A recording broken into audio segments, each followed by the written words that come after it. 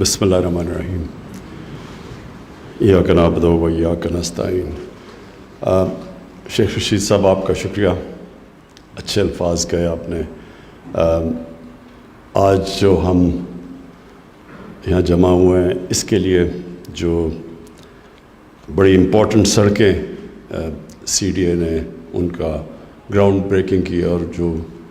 آگے کرنے جا رہی ہیں، میں سب سے پہلے تو سب کو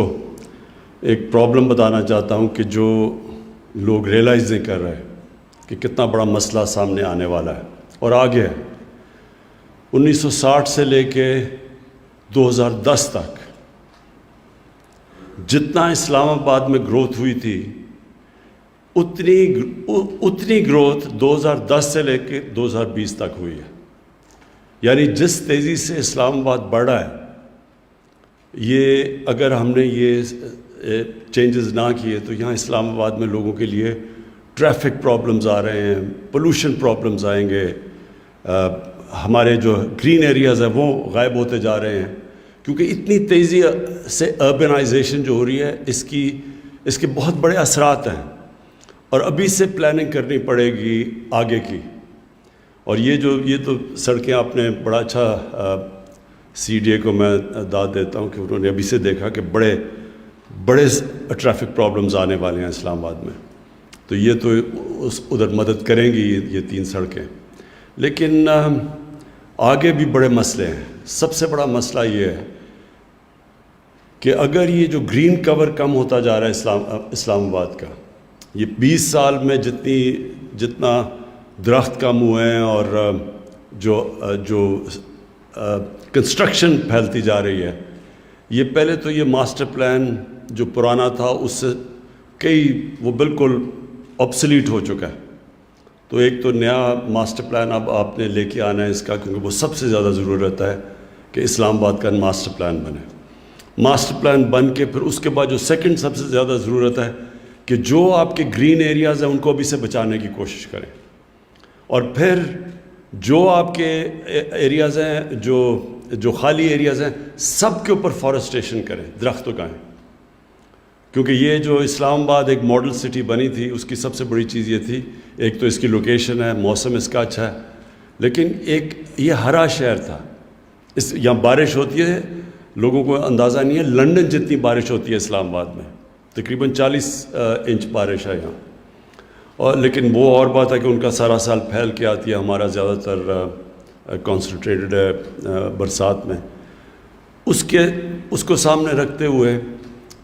ضروری یہ ہے کہ ابھی سے ایک گرین کور، یہ جو اب برسات آ رہی ہے اس کے اندر ہم جو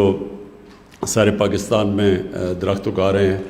اسلام آباد کی مثال بننی چاہیے، کیونکہ اسلام آباد میں درخت سب سے آسانی سے اگتے ہیں۔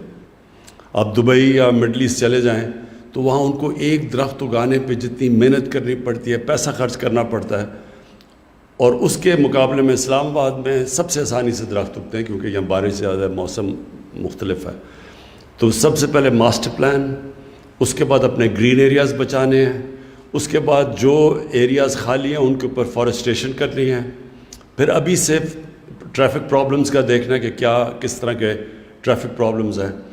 پھر قبضہ گروپس یہاں بہت بڑا، کیونکہ زمین کی قیمت اتنی تیزی سے بڑھتی جا رہی ہے، قبضہ گروپ آپریٹ کرتے ہیں، اور میں نے آئی جی صاحب سے پوچھا کہ یہ کیا وجہ ہے کہ یہاں قبضہ گروپ کم نہیں ہو رہا ہے، تو پتہ چلا کہ وہ جاتے ہیں، ان کو وہ پکڑتے ہیں قبضہ گروپ کو، وہ جاتے ہیں عدالت میں اور پھر ان کو بیل ہو جاتی ہے، وہ پھر باہر آ جاتے ہیں۔ تو کوئی ڈیٹرنٹ ہی نہیں ہے، یعنی کسی کو خوف نہیں ہے، اس میں پیسہ اتنا زیادہ ہے اور جو سزا ہے وہ اتنی کم ہے کہ وہ کسی کو اس کی فکر نہیں ہے، اس لیے قبضہ گروپ چاروں طرف آپریٹ کرتے ہیں۔ تو اس کے اوپر ہم اب ایک نیا قانون لے کے آ رہے ہیں،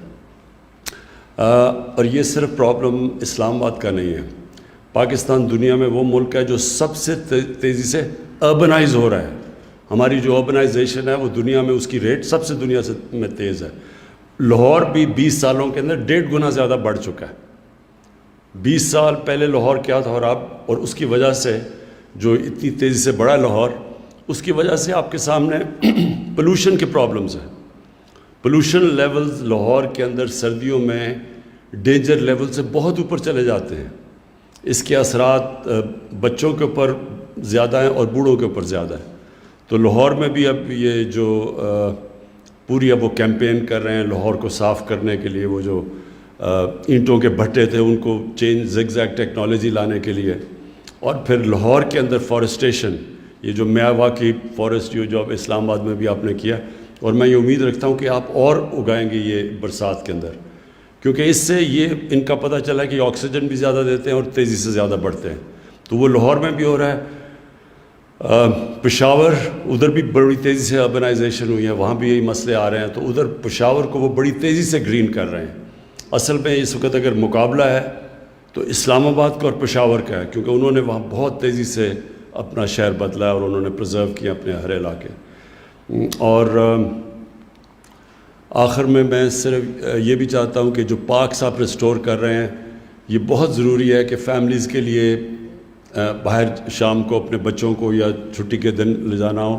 تو جتنی بھی آپ پارکس پرزرو کر لیں یہ ضروری ہے. اور یہ میں آپ کے ساتھ ان ٹچ ہوں. ایک پارکس جو موجود ہیں ان کو بچائیں اور ابھی اور بھی پارکس بنانے کی کوشش کریں تاکہ لوگوں کے لیے جانے کے لیے شام کو کوئی جگہ ہو. میں آپ کو اور آپ کی ٹیم کو مبارک دیتا ہوں.